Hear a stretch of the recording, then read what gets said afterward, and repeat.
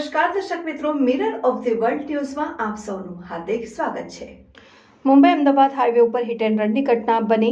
વડોદરાના APMC market પાસે અજાણ્યા વાહને રિક્ષાને અડફેટે લેતા 14 વર્ષના બાળક સહિત 2ના મોત, 5 ઇજાગ્રસ્ત।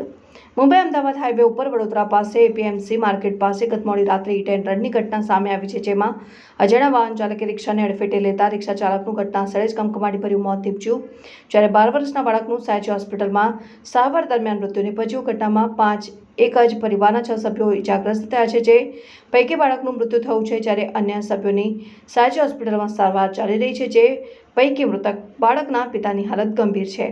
પ્રાપ્ત માહિતી અનુસાર મૂળ મધ્યપ્રદેશના અલીરાજપુર જિલ્લાના છોટેસડી ગામમાં રહેતો કેમતાભાઈ પચૈયાનો પરિવાર ખેતમજૂરી માટે તેમના ગામથી અમરેલી જવા નીકળ્યા હતા, જેમાં કેમતાભાઈના પત્ની શેખડીબેન, 16 વર્ષની દીકરી મનીષા, 14 વર્ષનો દીકરો ભયુ, 12 વર્ષની દીકરી લલી, 10 વર્ષની દીકરી ભલી અને 7 વર્ષની દીકરી ભલીનો સમાવેશ થયો છે, જેનો મધ્યપ્રદેશની ટ્રેનમાં બેસીને વડોદરા પહોંચ્યા। વડોદરા બસ ડેપોમાંથી બસ ન મળતા તેઓ કપુરાઈ ચોકડી ખાતે પહોંચ્યા, જ્યાંથી તેઓ ધુમાડ ચોકડી જવા માટે રિક્ષામાં બેસીને રવાના થયા। આ દરમિયાન સયાજીપુરા એપીએમસી નજીક અજાણ્યા વાહને રિક્ષાને અડફેટે લીધી, જેમાં રિક્ષા ચાલક હંસરાજભાઈનું સ્થળ ઉપર જ મૃત્યુ નીપજ્યું।